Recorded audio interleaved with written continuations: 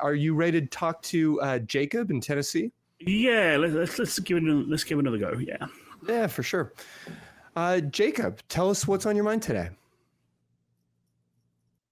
So I was just calling to talk about trans kids in religious schools. In the U.S., religious schools, my wife and I are religious. I guess I'm more of an agnostic religious person. Sure. She's more of a non-agnostic religious person, and so we've got our kid in a private religious school, and she's been talking about kind of some like the underground trans kids in the school, and I'm kind of it's kind of a sensitive topic, and I'm not really sure. I don't know. I'm just curious to get your advice on this. I don't really know. I don't know if it would be the best for them to come out. Because I'm sure as a private school, I really need to go through the handbook. I probably should have went through their whole rule before calling, but I kind of called on a whim. But I would imagine that they probably can get punished or even kicked out for something like that. It's vile to say, but I think that it's likely very true, without knowing the particulars, that this could be a matter of expulsion because of this part of their identity. As far as like whether or not they should come out of the closet, I'll say very broadly, that is always a question that everybody should only ever make for themselves. And they're never going to make, quote, the right one, because there is no perfect or right decision. Staying in the closet causes demonstrable harm. And we know that leaving a sort of double life secret identity style experience can be deeply damaging to our psyches in ways that stay with us for the rest of our lives. But so can being kicked out of your community and ridiculed and challenged on your identity, particularly when you are only a teenager and you're beginning to form that identity in the first place. Our teenagers, our adolescents, our kiddos really need to have the opportunity to try on different outfits, to try on different music genres, to try on different personalities. We want to encourage them to be, quote, true to themselves, but also give them a fair range of flexibility to try on different hats and see what themselves really is. And all I can say from personal experience, Jacob, is that having grown up in a school very much like that, not as a trans person, but as somebody who is clearly not all the way cis, who clearly has some gender fluidity and some bisexuality, it was very challenging. And I certainly witnessed other people who had identities that were much more outside of the prescribed notions who struggled greatly. And I did know people who were kicked out of school because it came out that they were gay, or because it came out that they were exploring these other possibilities in themselves. And for many of them, I think that actually worked out really well in the sense that it got them out of that shit community. But this is something that every person is going to have to sort for themselves. And my only hope would be that the children you're talking to have good support. I worry about parents that are sending them to a private school that will kick them out for this part of their identity, but I hope that they have other people around them. Jamie, please. Yeah, I was just going to piggyback on that. And if you want to do something proactive, you want to be at least subtly proactive, I'm assuming that you don't have any problems with children being trans, and you understand that it's perfectly fine. Just make sure that your home and your area is a safe space, and you're a person who can be trusted, and that your kid knows that. And if they have any friends who are experiencing that they know that if they ever come over to your house, that they can be themselves in safety. You're not going to tell on them. You're not going to judge them. Because sometimes all it needs is one person, one grown-up, one person who feels an authority or guardianship figure to actually go, I get you. You're not wrong. You're not broken. I understand there's a lot of people who would say that to you, and that you may have to keep it a secret from some people, but that's okay. You're safe with me. Yeah. The schools are in my area and it's, more along my wife, she really pushed for it hardcore. And, so I went ahead and let her go to the religious school. They do have better education than the often schools do. we have in the area. Yeah. So that's kind of where my thinking was headed. Yeah. But We live in a culture that really sees religion as benign. People who aren't meaningfully religious still tend to sort of frame, well, how bad could a couple of Christmas carols be? What's so wrong with closing your eyes during a prayer? And, in a multicultural society, I do appreciate that notion. But I think that we often underestimate the damage that can be done in these schools. Jacob, again, I don't mean at all to be referring to the specific school that you were talking about, but I will say that oftentimes Christian schools are put forward as private and a superior college prep type education when they lack the necessary certifications and accreditations to really back that up. It is sort of endemic to that school system to always be just one step away from this particular accreditation in a way that can really confound parents. And oftentimes the education is not particularly top shelf. Now, there's a broader conversation to be had about the way we fund education in this country writ large, but that might be a little bit beyond the scope of all this. Yeah, we searched a couple schools, and there was one school that was Pentecostal, and I don't know. I think it's the right term, and they were known for speaking in tongues. Yeah, I was like, that's a little wacky for me. Let's not go there. Which I think that's the right term. Pentecostal, is that correct? Likely, yeah. I don't want to assume, tongues, but yes, that would be a thing for sure. And it is always interesting how we all have our own sort of personal, private Overton windows of just how much ridiculous religiousness we're willing to accept. Like, this old hymn that is about, drinking Jesus's blood. Well, it's an old hymn. It's from a different time. Like, maybe I'll let that go. Or, so many things that if you were to really take a step back, you'd be like, whoa, that sounds like total madness. Yeah, it does. Catholicism is definitely an odd one too. The one that we found is non-denominational, and they're kind of they're pretty benign as far as religious schools go. They kind of focus on the education and a little bit of Bible teaching. That's about it. Nothing crazy. I only want to speak from my own experience here and from the experience of people that I've worked with, but I would just maybe encourage you to keep a close eye there. Yeah, I don't want to disagree with you, Jacob, but I know that my parents probably would have said the exact same thing about the school that I was going to in a great number of ways. The non-denominational, it's not that wild, it's blah, blah, blah, blah, blah. And I say with adult eyes that there were deeply, deeply problematic philosophies in that system. And those problems seem to be existent in a number of other small Christian schools similar to the one that I went to. So if it's a good school, it's a good school. If it's the best place for your kids, it's the best place for your kids. I would just really encourage you to be thoughtful about whether or not it is sincerely a good education and whether or not these philosophies truly are benign, especially if we are sitting here having a conversation about whether or not a child will be excommunicated from the culture that she exists in because of their identity. Yeah. That feels like maybe not a great or benign place to be. Yeah, it's not necessarily her. It's, she's been talking about some friends.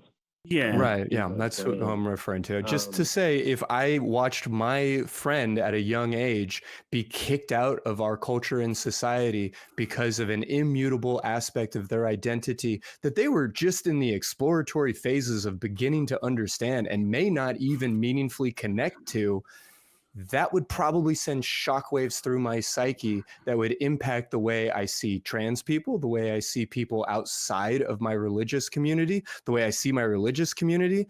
The ripples of that can be deeply traumatic. I don't know the particulars here, and I don't want to portend terrible things for your child, but I want to recognize that nothing you're describing comes across to me as benign.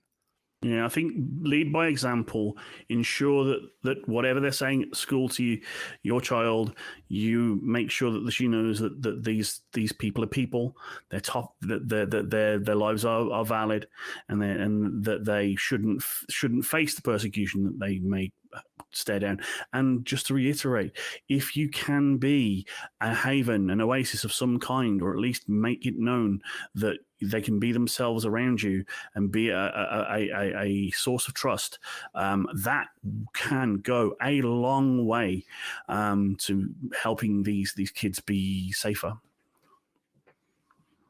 Yeah, she's 17 now, so she's a junior, and she's had friends over the years, kind of come around, and the only thing that this kind of has to be talked about whenever you talk about this. I feel like,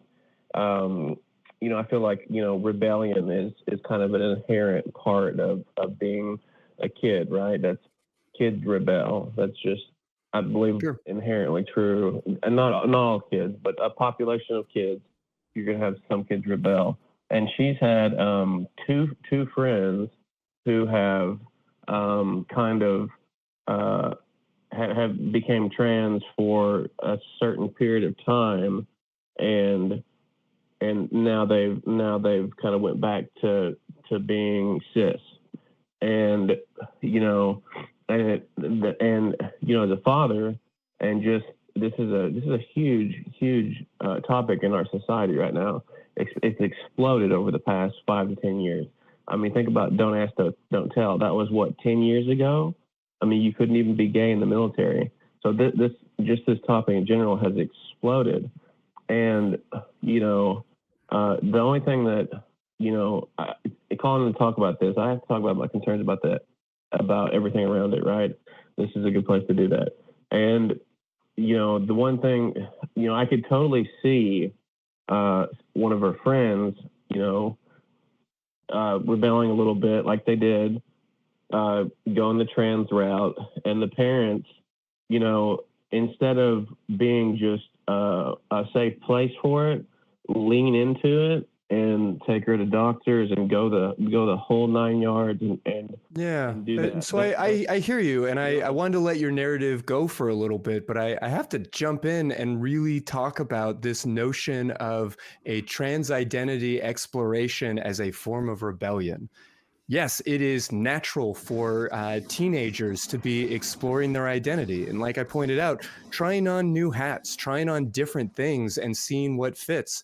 And yeah, for a good portion of us, that's going to lead to punk rock. That's going to lead to, these overt forms of, quote, rebellion, sticking it to the man, being the opposite of whatever our parents are. And there are a lot of different forms that can take. And there is no doubt in my mind that there is some non-zero percentage of teenagers who have flirted with the idea of, I'll be the thing that I know my parents hate, and have, for that reason and that reason only, donned some sort of other sex dress and appearance and expression. And sure, maybe that exists a little bit.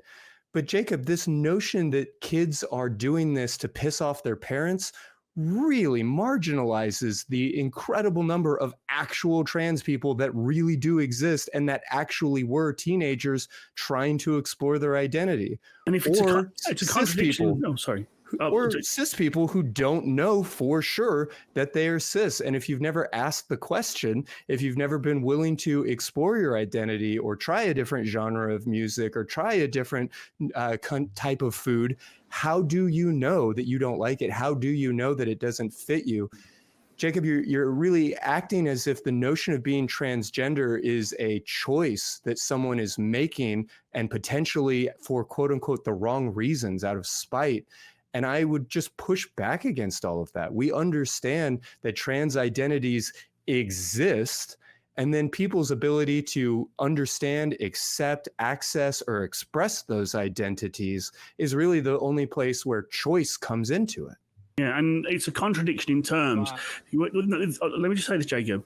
The scenario you painted of a child through rebellion, going down the route of being transgender, and then their parents accepting it and taking them to doctors and stuff. It's not a rebellion anymore if the parents accept it. They're not rebelling against their parents anymore. So if it was done just out of rebellion and spite, they'd stop. It's not the kind of thing you would continue just because, I've started, I may as well finish. No, I think you might want to reevaluate your knowledge about what being transgender is. Well, the one case in particular, they were rebelling against the father, and it was the mother who was taken to the doctor. You've got to trust the doctor. Like, a doctor's not just going to take a kid's word for it. There are robust systems in place that are sometimes stymied by the powers that be to properly evaluate. It's not, it is medical science. It's not just, you say you were born as a boy and now you say as a girl. Cool, bring the drugs and surgeries. It's like, no, it's a far more involved and far more precise system of medical interventions than that. The way it was painted to me from my daughter, and I don't know if she's embellishing a little bit, was that it was self-reporting. And there's only so far you'll get with that. What I've heard from her. Yeah, it's more complex than, quote, self-reporting. We are talking about a significant, I should say we're being very broad when we talk about going to doctors. That's a super vague statement. Just to get this out there, because it's such a persistent, ridiculous rumor, there is basically no case in which teenagers are receiving any type of gender affirming surgeries. That is a basically non-existent practice. It's now been outlawed unnecessarily in a great number of states. It seems to be this big boogeyman that we keep bringing up, but just to say it's not happening, it's not anything that anybody is asking for to happen. Let's really put that aside for now. If we are considering the possibility of hormone blockers and hormone replacement therapies, usually in that order, at this age, we are still talking about relatively inobtrusive interventions that are not entered into lightly, that are definitely entered into gradually, that have a lot of support in their efficacy, and that are not being done willy-nilly because a, quote, rebellious teenager just decided to stick it to their dad. Yeah, and not to even mention the difficulty of getting into that kind of care and the cost, of course. Let us not forget the cost. So it's not something people just do on a whim. No, I think it's done through the act of rebellion. At least in my experience, anecdotally, that's what. We couldn't agree less, I'm afraid, Jacob. You've kind of lost us there, how do you account for the actual experiences of real trans people? How do you account for the remarkably low number of what I'm going to call trans regret, where people actually do fill out surveys or file other reports and express that they regret some of the interventions that they participated in? That number is discussed, is remarkably low. Yeah. And to hear your story, Jacob, it's like you are sitting on the sidelines of this other person's experience, reporting on it like it's a very casual day at the beach.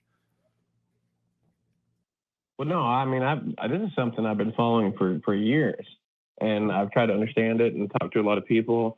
I actually talked to a couple of detransitioners, and I believe from talking to them that the reason it's underreported is because they're ostracized from the community. There's an article published, I believe, I forget what publication, but it was like some academic source, and they were saying that this is becoming such a huge deal, and we have to discuss it now. We can't sweep it under the rug. It's not a small issue. It has to be talked about.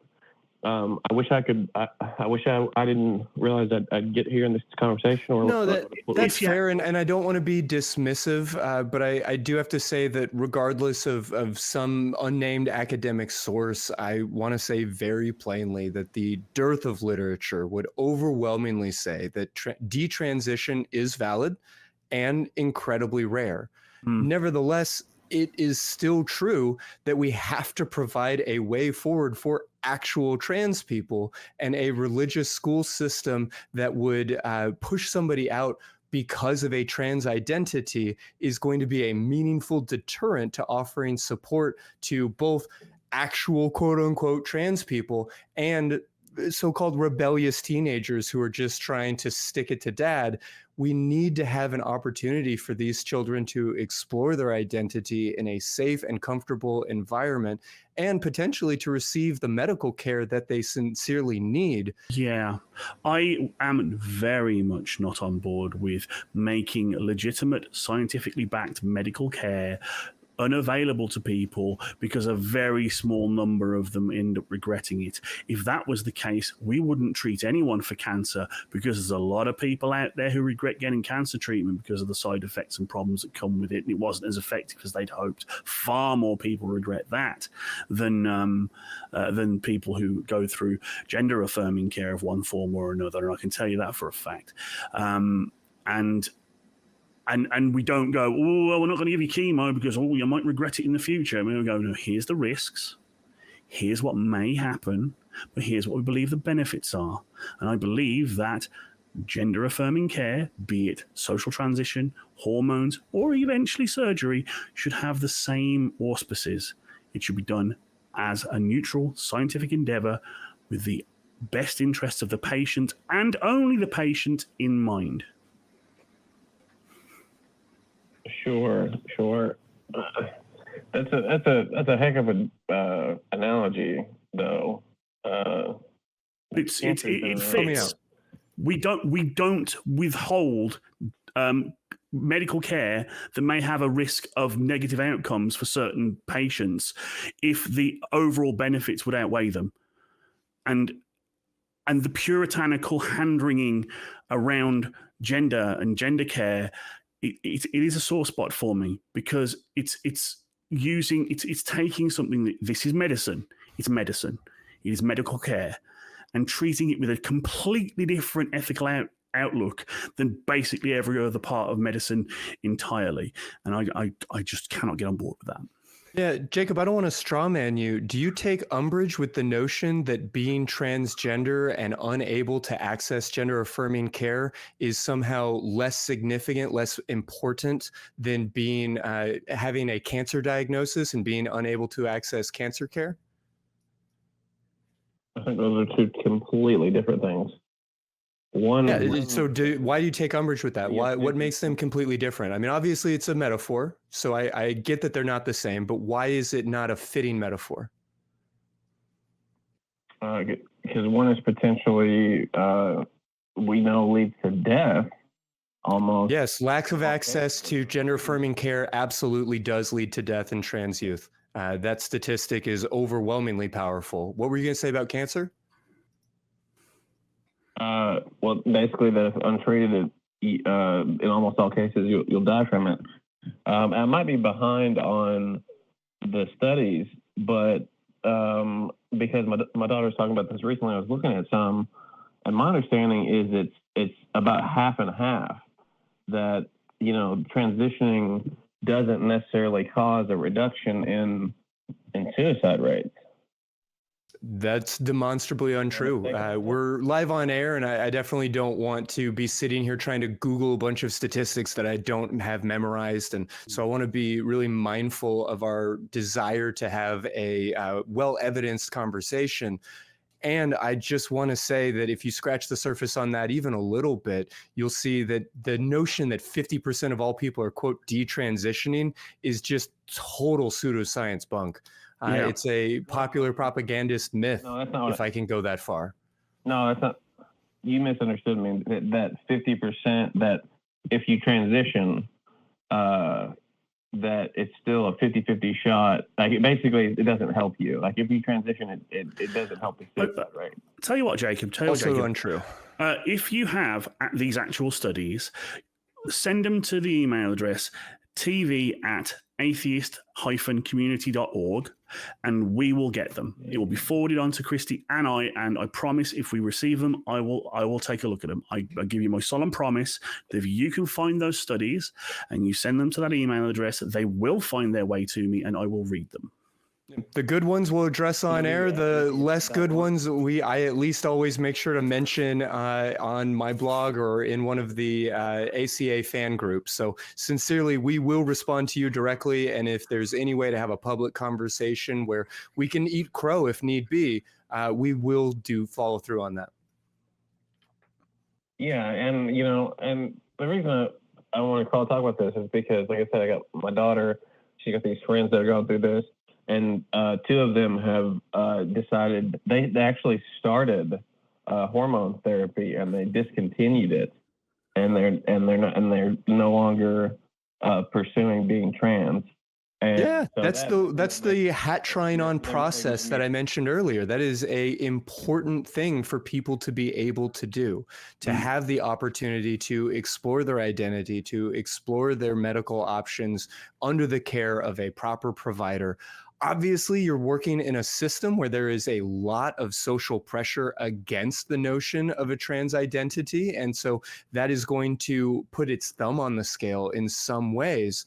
But I don't have any problem with the notion of a cis child believing that perhaps they are trans and exploring that identity. And if that does eventually lead them to trying hormone blockers or even hormone replacement therapies and these different things, and then after a period of time deciding, you know what, I don't like the way this makes me feel. I don't like the idea that this is the real me. I actually miss the way that I was. And they decide to reverse course, of course I'm going to support them. But this notion that there is some sort of epidemic of children being operated on in these irreversible ways that will cause lifelong traumas is just a boogeyman that I can't see in any of the meaningful literature. What if these teenagers had found the treatment and it would have been puberty blockers? That's reversible. You stop the puberty blockers, puberty happens. Oh, really? So if you take puberty blockers for years, and you only take it for as long as is necessary to fully understand the situation. As soon as you take them away, then puberty ensues. Like, people don't keep taking puberty blockers forever. Like, there will come a point where they will have to make a decision as to whether they are happy and wish to continue their transition journey, or they wish to stop. And that will be an informed decision made between them and their doctors, and with professional guidance, using proper, scientifically backed procedures. It is not a shot in the dark. It is not guesswork, and it's not going to pander to people's vanity either. It is going to be done above board, ship-shape Bristol fashion. And as Christy said, I think you're drawing up boogeymen and allowing them for you to hold on to maybe some kind of disquiet with the idea of transitioning as a concept. I don't know. Again, I don't want to straw man you, but I would encourage you to look into it further. No, I will. My understanding was that basically you took puberty blockers for the period that you'd be going through puberty, and then after that, if you can come off them and you won't go through puberty. I might be off. Maybe there's like a year or two where you. I mean, anybody who is taking puberty blockers is going to be taking them at the point that their doctor prescribes them, and stop taking them at the point that their doctor stops prescribing them, in a negotiated dialogue about what is best for the patient. Yes, puberty blockers are reversible in a sense. I mean, anytime we're talking about medicine, Really? Anything you put into your body is going to change you. Eating a chili dog is something that is quote unquote not reversible, but it's also not going to have long-term meaningful damage. And depending on the case, depending on the length, depending on so many particulars that I think it would be problematic for us to overly discuss in the abstract, I do still want to say that puberty blockers are not permanent. And it's one of the reasons that it's the intervention that we use in particular with adolescents, because we want to give them the opportunity to halt certain forms of puberty if it's causing distress, and still provide them with the opportunity to potentially go on their biological continuous growth process as is written in their DNA, or possibly to intervene with hormone replacement therapies and other strategies. And here's the crazy in so much thing. as anything is reversible, it's reversible. Yeah. And here's the crazy thing about a lot of those quote unquote puberty blockers and hormone therapies. They're not just used for trans people. They're used in cancer treatment. They're used for a lot of other stuff too. That's just my 2 cents. So there is no gendered switch that a doctor is flipping irreversibly. Oh, I'll have to dig into that a little bit more. And, the reason I wanted to talk about this too is because it's like you can't talk about this without getting demonized. Like I'm in your chat. I'm looking in your chat. I've got a 17-year-old daughter who's dealing with this stuff on a daily basis, and I have concerns. And I'm her dad, and of course it's going to be men my age or women my age who are going to be concerned about this stuff. Yet the entire chat is demonizing me for questioning things and making. Yeah, I hear you. It's so odd to me. Like, I appreciate that. I appreciate why you would feel alienated, and I'm not going to sit here and talk shit about you. I appreciate that you are asking these questions, and I don't want to necessarily speak on behalf of the chat. But if I may, if you're bringing this issue forward, I want to suggest that a lot of that pushback isn't because you are coming in just asking questions. It's because you're coming in asking questions already existing in a framework that we know certain things about. We know that you are in a culture where you think it is likely that a child would be kicked out of that community because they are transgender. That is something that the chat, that a thinking person, I would hope, would have some sort of moral complication around. You are coming to this expressing the notion that teenage rebellion is a major component here, instead of recognizing that there is legitimate identity exploration among teenagers, and some of that may be in direct oppositional conflict with their parents. So your framework is really damning in a lot of ways. And that's before we start to get into some of the misapprehensions you may have around, the notion of gender affirming care and the experiences of people detransitioning and some of those other facts that we disagree with. Just your central sort of approach to this question brings into it some assumptions that I think is going to bump up against the moral philosophy of some of the people who are maybe pushing back in the chat. Is that too strong for me to come across as? And I'll just add, I understand the irony. Yeah, you're coming at this as a concern as a parent, and you want to do the best. And ironically, you feel like you're being demonized for wanting to do good. And I just want you to understand that we kind of understand that. We may not agree with some of your ideas, but where you're coming from is not a bad place. And I didn't say anything about illegitimizing trans kids whatsoever. I'm just saying that, from through my experience, that the 2 trans children I know got into being trans because of rebellion. And, even that language, Jacob, like I don't want to be pedantic, but if you are trying to understand why there is pushback, let me explain it this way. You were referring to these people as trans children and then saying that they got into that because they wanted to push back against their parents. Well, if they eventually came to the conclusion that they are not trans, then they're not trans children. They are cis children. If we are referring to them as children who identified as trans and who are playing around with that identity, who then later changed, sure, but let's not use the notion of them being rebellious towards their parents as an explanation for how they got into a trans identity if you're now saying that they don't have a trans identity. This type of language, this way of approaching the conversation dismisses the fact that there are people who do have trans identities and who do express that, not because they just decided to, but because that's who they were. And so when your language sort of frames it in that way, it is going to create the sense that you don't believe in the legitimacy of trans identities. I'm not trying to put words in your mouth. I'm trying to explain why what you're saying very much comes across that way to any reasonable listener.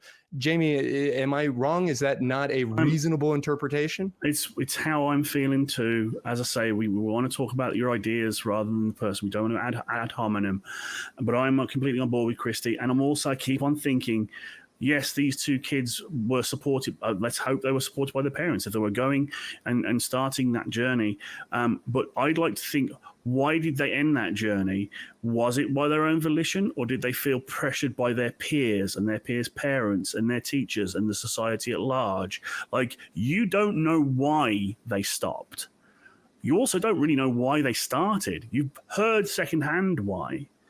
But again, these stories are more nuanced than hearsay, and I would urge you maybe to seek out some actual trans people and talk to them about their journey. That might be fun, and look into that rather than just taking this sample size of two. And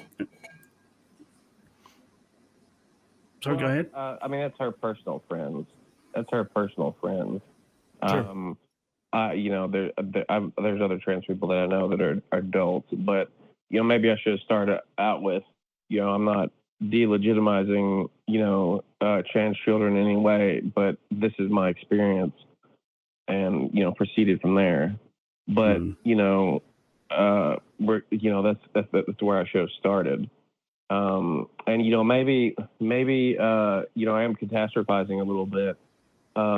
But I try and read on both sides, and I know, I was reading some story about Jazz, that the transgender female from the TLC show, and I can't imagine the pressure put on her because of the show and everything to do what she needed to do for the show, to do everything that she needed to do to become trans, have all the surgeries and stuff like that. And and I'll be completely honest, I feel like, it's flipping a little bit, because I've got a brother who has children in public school, and it's kind of the opposite there, where it's kind of the new cool thing to get into. Please, Jacob, yeah. no, that kind of rhetoric is really upsetting. damaging. No. We're getting pretty far afield on a really long but I think very important call. And Jacob, before I let you go, I just want to take a moment to really clarify something that I think is meaningfully important and fundamental to some of our different uses of language and complications here, which is that a person is either born with a trans identity or they are not. Somebody either is trans or they are not. And sure, because we're talking about humans, when you divide them into two categories like that, it does get really messy. But the truth of the matter is, nobody decides to be trans. They don't need to take any medications to become trans. They don't need to have surgeries because they are trans or in order to become trans. They simply are trans, and some of these medical interventions can be a way to affirm that experience and to make the experience of being trans feel better in really complicated and challenging ways to describe. But again, no one is choosing to become or not become trans. Someone simply is or is not. And some of these different medical interventions are to support that decision of how they express themselves. So if you will maybe sit with that notion, I think a lot of these other things may come into relief. Of the kids who were trans at one point and then not trans at another point. No, they were never. If they stopped, they were never trans. And if they are trans and have stopped, they've been made to stop. Now, there is the possibility of somebody exploring an identity and discovering that it is not theirs, and that is valid. That is a necessary part of adolescence. It's also true, like Jamie said, that there are people who were exploring their identity, found that it was theirs, and then backed off of it because of the incredible social pressure, like, for instance, being kicked out of your school because of that identity. As a person myself who is perhaps pansexual, when I was in a high school where it was completely not okay to be gay, I exclusively showed attraction to women. And there were a lot of potential loves and relationships that I denied myself. I even denied admitting that I had a desire for myself. And perhaps there are plenty of trans kids who are willing to go stealth, who are willing to maintain the illusion of a cisgendered identity because of those sorts of pressures. There are so many different possibilities that I don't want to sit here and try and diagnose the two children that you're referring to. But fundamentally, when we have these discussions, we recognize that people are trans or they are not trans. They are not deciding to become trans, and they do not need any sort of medical intervention in order to be trans. They simply are or they are not, and then can find these different tools to find some euphoria in their experience. Unless these kids were lying to me, they were not made to stop. I can tell you that much. Again, we don't know. That's such a nuanced and complicated idea. And like I said, these two examples could be any great number of things. I'm just telling you one last time before we wrap up the call that people do not choose these identities. Maybe they choose to express themselves out of a misunderstanding of their own or an exploration of their own identity. Gender politics are complicated. There is a lot to be written. There's a lot that has been written about the complexities of gender, the social construct, and how it expresses itself biologically and in our language and in all of these other places. But I think we will find almost no common ground if we continue to look at a trans identity simply as a choice. That's the same type of rhetoric that it took us generations to get over with regards to homosexuality. And we have finally, as a society, largely gotten past that. And I am hoping that sometime in the next 10 years, we can be saying the same things about trans identities. But Jacob, I'm going to leave it there for now. Yeah. Thanks for your call, Jacob. And thank you for being honest with us. We appreciate it.